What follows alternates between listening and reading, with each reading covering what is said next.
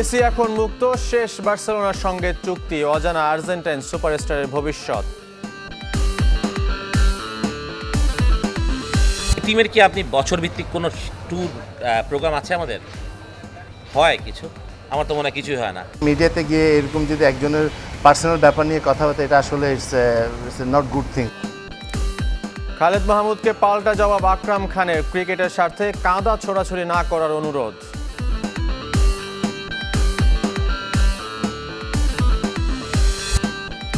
Zimbabwe সফরে corona negative পুরো দল, আজ থেকে অনুশীলন, বিতর্ক নিয়ে আম্পায়ার ম্যাচ রেফারির সাথে বিসিবি সভাপতির বৈঠক।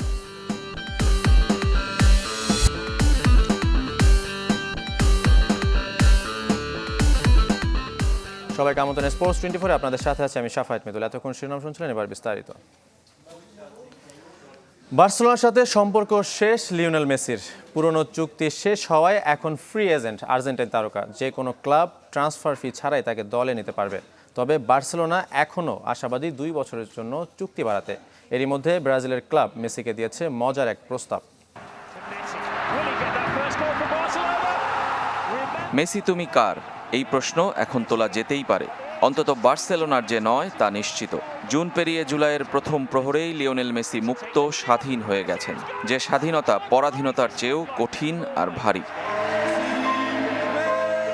2000 থেকে প্রায় 21 বছরের সম্পর্ক কাতালান ক্লাবটির সঙ্গে। দিনের হিসাবে 7504। এক ক্লাবে বেড়ে ওঠা, বিশ্বসেরার মুকুট জয়, সাফল্যের স্মারকে ভেসে বেড়ানো, সবই হয়েছে বার্সার জার্সিতে। আজ সেই জার্সিতে নেই তার অধিকার। নতুন মৌসুমের জার্সি উন্মোচনের সময় মেসির অনুপস্থিতি খটকা তৈরি করেছিল সমর্থকদের মধ্যে। তবে শেষ পর্যন্ত নাম্বার 10 জার্সিতে তার নাম কিছুটা স্বস্তি দিয়েছিল। কিন্তু নতুন মৌসুমের জার্সিটাও আজ থেকে কিনতে পারবেন না সমর্থকরা, কেননা বার্সেলোনা বা নাইকির তা বিক্রির কোনো অধিকার নেই আইনগতভাবে। গত বছরই পুরনো সভাপতি হোসেপ মারিয়া বার্তোমিউর সাথে রাগ করে বুরোফ্যাক্সের মাধ্যমে ক্লাব ছাড়ার ইচ্ছা জানিয়েছিলেন। শেষ পর্যন্ত ট্রান্সফার ফির বেড়াজালে ক্লাব বদল হয়নি। এবার সভাপতি বদলেছে। হুয়ান লাপোর্তার সাথে মেসির পুরনো সফল জুটি সম্ভাবনা জাগিয়েছিল। তবে দুয়ে দুয়ে চার মিলছে না অর্থের সংকটে। এমনিতেই করোনার ভয়াল থাবায় অর্থনৈতিক সংকটে ক্লাবটি। তার মধ্যে রয়েছে লা লিগার ফিনান্সিয়াল ফেয়ার প্লে ক্লজ, যা মানতে অন্তত 200 মিলিয়ন ইউরো খরচ কমাতে হবে। আর তা করতে মেসির বেতন কাটা ছাড়া আর কি উপায়? সেখানেই আটকে আছে 2 বছরের চুক্তি নবায়ন। বাবা হোর্হে মেসির সাথে লাপোর্তার কথা চলছে নিয়মিতই। সংকট কাটাতে ভিন্নভাবে কাজ করছেন বার্সা প্রেসিডেন্ট। নতুন মৌসুমে দলে টেনেছেন মেসির সবচেয়ে কাছের বন্ধু সার্জিও অ্যাগুয়েরোকে। এরিক গার্সিয়া, এমারসন, মেমফিস ডিপাইরাও উদ্বুদ্ধ করতে পারেন এলএম10কে থেকে যেতে। সঙ্গে অবসরের পর ক্লাবের শুভেচ্ছা দূত, বিদায় আয়োজন আর ন্যু ক্যাম্পে ভাস্কর্য তৈরির প্রস্তাব তো থাকছেই। আর না থাকলে মেসি কোথায় যাবেন? গত মৌসুমে ম্যানচেস্টার সিটি বা পিএসজি যেমন আগ্রহ দেখিয়েছিল, এবার তা কোথায়? তবে কি যুক্তরাষ্ট্রের মেজর লিগ সকার তার গন্তব্য? মেসির এমন দুঃসময়ে মজা করতে ভোলেনি ব্রাজিলিয়ান আইবিসি স্পোর্ট ক্লাব, যারা 3 বছর 11 মাস ধরে জিততে না পেরে বিশ্ব রেকর্ড গড়েছে। নিজেদের ভেরিফাইড টুইটারে 15 বছরের জন্য মেসিকে চুক্তির প্রস্তাব দিয়েছে। তবে সেখানে যেসব শর্ত দেখলে মাথা ঘুরিয়ে যাবে। মেসিকে দেয়া হবে না 10 নম্বর জার্সি।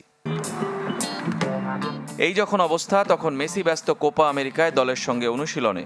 চুক্তি না হলে যেমন তার বার্সেলোনায় ফেরার অধিকার নেই, তেমনি ইনজুরিতে পড়লেও ক্লাব পারবে না চিকিৎসার খরচ দিতে। রেজওয়ানুজ্জামান, চ্যানেল 24। ক্রিকেটের খবর। জিম্বাবুয়েতে বাংলাদেশ দলের সাথে যোগ দিয়েছেন সাকিব আল হাসান। আজ থেকে শুরু হবে টাইগারদের অনুশীলন। গতকাল কোয়ারেন্টিনে কাটিয়েছে পুরো দল। বিমানবন্দরে হওয়া করোনা পরীক্ষার ফলও এসেছে, সবাই কোভিড নেগেটিভ হয়েছেন, যে কারণে আজ থেকে অনুশীলনে নামতে বাধা নেই। প্রায় 21 ঘন্টা ভ্রমণ শেষে মঙ্গলবার হারারে পৌঁছায় বাংলাদেশ দল। 7 জুলাই শুরু হবে একমাত্র টেস্ট। এর আগে 2 দিনের প্রস্তুতি ম্যাচ খেলবে টাইগাররা।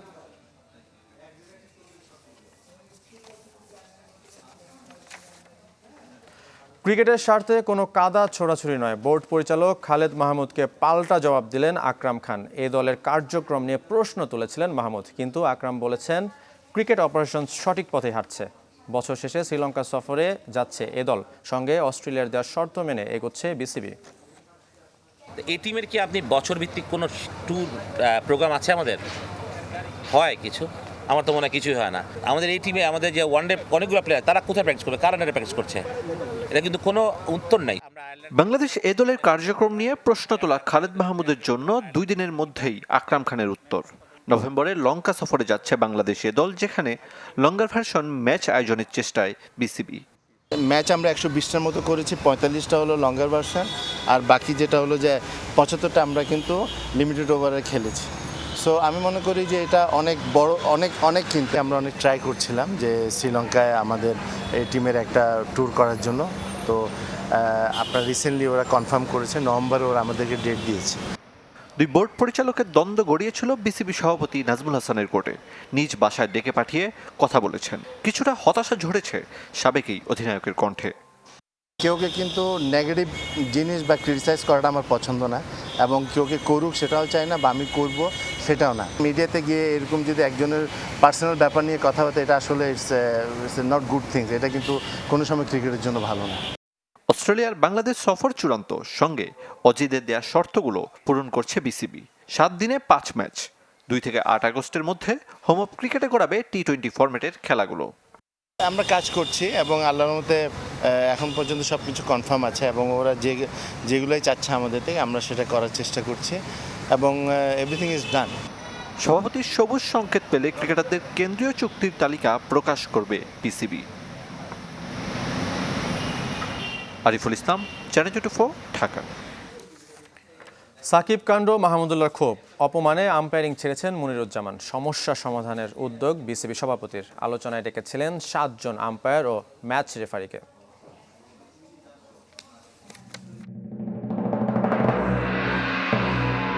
দৃশ্য 1। ক্ষুব্ধ সাকিব আল হাসান প্রিমিয়ার ক্রিকেটে মাঠেই তেড়ে গিয়েছিলেন আম্পায়ারের দিকে। দৃশ্য 2। আম্পায়ারের সিদ্ধান্তে হতাশায় মাঠে প্রতিবাদে ব্যস্ত মাহমুদুল্লাহ। প্রিমিয়ার লিগে আম্পায়ারিং নিয়ে অভিযোগ নতুন নয়। ক্রিকেটার থেকে ক্লাব কর্তা, সমর্থক সব পক্ষই আছে এই তালিকায়। হতাশা থেকে প্রতিবাদ জানিয়ে লিগ শেষে আম্পায়ারিংকে বিদায় বলে দিয়েছেন মুনিরুজ্জামান, যিনি গাজী গ্রুপ প্রাইম ব্যাংক ম্যাচে মাহমুদুল্লাহর ঘটনা মাঠে বসে দেখেছেন টিভি আম্পায়ার হিসাবে। আম্পায়ারদের সাথে তাদের রিলেশনটা যে পর্যায়ে দাঁড়িয়েছে আজ, সেই জায়গাটা আসলে খুব অ্যালার্মিং। এই জায়গাটা কাজ করার অনেক কিছু আছে। মিউচুয়াল ট্রাস্টের জায়গাটায় আসা খুবই খুবই খুবই জরুরি আমার কাছে মনে হয়েছে। আন্তর্জাতিক পরিমণ্ডলেও ভালোভাবে জায়গা করে নিতে পারেনি বাংলাদেশের আম্পায়ার, ম্যাচ রেফারিরা। এখন পর্যন্ত আইসিসি এলিট প্যানেল তো দূরের কথা, ইমার্জিং প্যানেলেও নেই কেউ। আম্পায়ারিংয়ের মান আর সাম্প্রতিক অভিযোগ সম্পর্কে জানতে মঙ্গলবার রাতে 5 আম্পায়ার ও 2 ম্যাচ রেফারিকে ডেকে পাঠিয়েছিলেন বিসিবি সভাপতি। আইসিসি ইন্টারন্যাশনাল প্যানেলে থাকা শরফুদ্দুল্লাহ ইবনে সৈকত, গাজী সোহেল, মাসুদুর রহমান মুকুল, তানভীর আহমেদ, মোর্শেদ আলী খান সুমনের সাথে ম্যাচ রেফারি নিয়ামুর রশিদ রাহুল ও আক্তার আহমেদ শিপার যোগ দিয়েছিলেন সেই বৈঠকে। কথা বলেছেন এই পেশার ভবিষ্যৎ নিয়ে। ওভারঅল আমাদের অর্থ সামাজিক অবস্থা সবকিছু নিয়ে আলোচনা হয়েছে। তিনি খুব ধৈর্য সহকারে এবং মনোযোগ দিয়ে আমাদের কথাগুলো শুনেছেন, এবং তিনি আশ্বস্ত করেছেন তার পক্ষ থেকে যা যা করা দরকার সবই আমাদের জন্য করবেন। আমরা কীরকম ম্যাচ ফিস পাচ্ছি, আমরা যারা স্যালারি পাচ্ছে তারা কীরকম স্যালারি পাচ্ছে অন্যান্য দেশের তুলনায়, আমাদের মানে ডিফারেন্সটা কোথায়, এইসব সম্পর্কে উনি জেনেছেন। আমরা আমাদের চাহিদার কথা বলেছি। আইসিসি বৈঠকে ইমার্জিং ও এলিট প্যানেলে বাংলাদেশি আম্পায়ারদের নাম তোলার চেষ্টার প্রতিশ্রুতি দিয়েছেন বিসিবি সভাপতি। ইকরাম হোসাইন, চ্যানেল 24, ঢাকা। ইংল্যান্ডের বায়োবাবল ভাঙার দায়ে 3 ক্রিকেটারকে 1 বছরের জন্য নিষিদ্ধ করেছে শ্রীলঙ্কা ক্রিকেট। নিষিদ্ধ 3 ক্রিকেটার হলেন কুশাল মেন্ডিস, নিরশান ডিকভেলা ও দানুষ্কা গুণাতিলক। সম্প্রতি ইংল্যান্ড সিরিজ চলাকালীন বায়োবাবল ভেঙে ডারহামের রাস্তায় রাতে ঘুরতে বের হন মেন্ডিস ও ডিকভেলা। সামাজিক যোগাযোগ মাধ্যমে ভাইরাল হওয়া ভিডিওতে দেখা যায় তাদের দুজনকে ধূমপান করতে। আরেকটি ভিডিওতে গুণাতিলককে তাদের সাথে যোগ দিতে দেখা যায়, যার জেরে তাদের শ্রীলঙ্কায় ফিরিয়ে আনা হয়। তদন্তেও মেলে 3 ক্রিকেটারের জৈব সুরক্ষা বলয় ভাঙার প্রমাণ। কেন্দ্রীয় চুক্তি নিয়ে বোর্ড ও ক্রিকেটারদের মধ্যে চলতি বিতর্কের মাঝেই এসেছে 3 ক্রিকেটারের নিষেধাজ্ঞার খবর।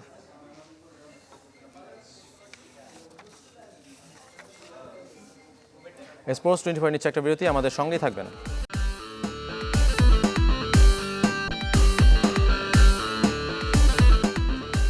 দেখছেন স্পোর্টস 24, সঙ্গে আছে শাফায়েত মিদুল।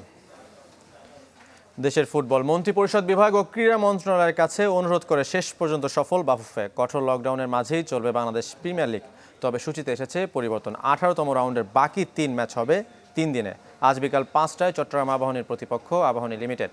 কাল মুক্তিযোদ্ধা সংসদ ক্রীড়া চক্রের বিপক্ষে মাঠে নামবে শেখ রাসেল ক্রীড়া চক্র। শনিবার সাইব স্পোর্টিংয়ের মুখোমুখি শেখ জামাল ধানমন্ডি ক্লাব। সবগুলো ম্যাচের ভেন্যু বঙ্গবন্ধু স্টেডিয়াম। 19তম রাউন্ডের সূচি পরবর্তীতে জানিয়ে দেবে বাফুফে। এদিকে গতকাল ঘটনাবহুল ম্যাচে জিতেছে বসুন্ধরা কিংস। বাংলাদেশ প্রিমিয়ার লিগে চ্যাম্পিয়নরা 1-0 গোলে হারিয়েছে ঐতিহ্যবাহী মোহামেডানকে। গোলশূন্য ড্র হয়েছে পুলিশ ব্রাদার্সের মধ্যকার দিনের অন্য ম্যাচ। 2 লাল কার্ড, শেষ মুহূর্তের গোল, ম্যাচ টেম্পারমেন্ট হারানো কি হয়নি এক ম্যাচে। চ্যাম্পিয়নদের বিপক্ষে শুরু থেকেই আক্রমণাত্মক ঐতিহ্যবাহীরা। 20 মিনিটে গোলরক্ষক হোসেন সুজনের ভুলে 10 জনের দলে পরিণত হয় মোহামেডান, কিন্তু তাতেও ধার কমেনি ম্যাচের বাকি সময়। 2 দলের ফরওয়ার্ডরা সুযোগ তৈরি করেও ব্যর্থ। ম্যাচ শেষের 14 মিনিট আগে বসুন্ধরা কিংস ডিফেন্ডার ইয়াসিন খান দেখেন লাল কার্ড। নির্ধারিত সময় পর্যন্ত আটকে রাখলেও শেষ মুহূর্তে কিংসদের জয়সূচক গোলটি করেন আর্জেন্টাইন নাম্বার 9 রাউল বেসেরা। তবে রেফারির সিদ্ধান্তে প্রতিবাদ জানায় মোহামেডান। উত্তেজনা ছড়ায় ম্যাচে। তবে সহকারী রেফারি তিনি কিন্তু সেই বাঁশিটা বাজাননি, অর্থাৎ তাদের দৃষ্টিতে, রেফারিদের দৃষ্টিতে কিন্তু এটা। এশিয়ান কাপ বাছাই রোড টু কাতার ফাইনাল রাউন্ডের ড্র অনুষ্ঠিত হয়েছে। করোনা পরিস্থিতিতে মালয়েশিয়ায় এশিয়ান কনফেডারেশন সদর দপ্তরে ভার্চুয়ালি হয়েছে ড্র অনুষ্ঠান। ফিফা ওয়ার্ল্ড র্যাঙ্কিংয়ের ভিত্তিতে এশিয়ার শীর্ষ 12 দলকে ভাগ করা হয়েছে 2 গ্রুপে। বি গ্রুপের শীর্ষ দল জাপান টানা 7 বার বিশ্বকাপ বাছাই ফাইনাল রাউন্ডে খেলেছে ব্লু সামুরাই। একই গ্রুপের বাকি দল অস্ট্রেলিয়া, সৌদি আরব, চীন, ভিয়েতনাম। বিশ্বকাপ বাছাই খেলা বাংলাদেশের প্রতিপক্ষ ওমান ও গ্রুপ বিতে। এই গ্রুপের শীর্ষ দল ইরান। এই গ্রুপ থেকে একাধিকবার চূড়ান্ত পর্বে অংশ নিয়েছে আরব আমিরাত ও ইরাক। প্রথমবারের মতো বাছাইয়ের এই স্টেজ খেলবে সিরিয়া ও লেবানন। গ্রুপের আরেক দল সর্বোচ্চ 11 বার চূড়ান্ত পর্ব খেলা দক্ষিণ কোরিয়া।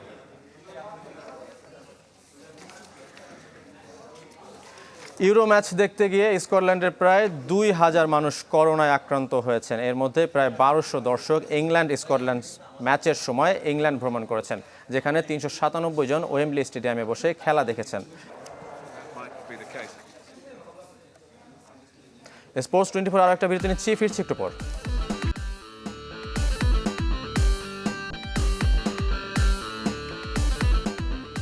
ফিরে এলাম স্পোর্টস 24-এ। টটেনহ্যামের নতুন কোচ হলেন নুনো এসপিরিতো সান্তো।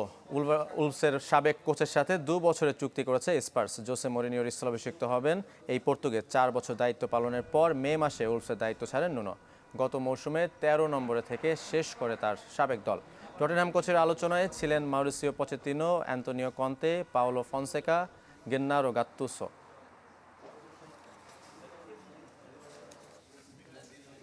উইম্বলডন তৃতীয় রাউন্ডে উঠেছেন নারীদের বর্তমান চ্যাম্পিয়ন গার্বাইন মুগুরুজা, নোভাক জকোভিচ, অ্যান্ডে মারে। বিশ্বের 1 নম্বর খেলোয়াড় জকোভিচ সরাসরি 3-0 সেটে হারিয়েছেন দক্ষিণ আফ্রিকার কেভিন অ্যান্ডারসনকে। 3 সেটেই ব্যবধান 6-3। ষষ্ঠ উইম্বলডন ও রেকর্ড 20তম গ্র্যান্ড স্ল্যাম জয়ের পথে সার্বিয়ান তারকা। এদিনও সেন্টার কোর্টের ঘাস খেলোয়াড়দের জন্য সমস্যা তৈরি করেছে। জকোভিচ বারবার পড়ে গেছেন কোর্টে। এদিকে অ্যান্ডি মারেকে লড়াই করে জিততে হয়েছে 3-2 সেটে। হারিয়েছেন অস্কার ওটেকে। 6-3 গেমে মারে প্রথম সেট জিতলেও পরের 2 সেট হেরে যান 4-6 গেমে। শেষ 2 সেট 6-4, 6-2 গেমের জয়ে ম্যাচ জিতে নেন ব্রিটিশ নাম্বার 1।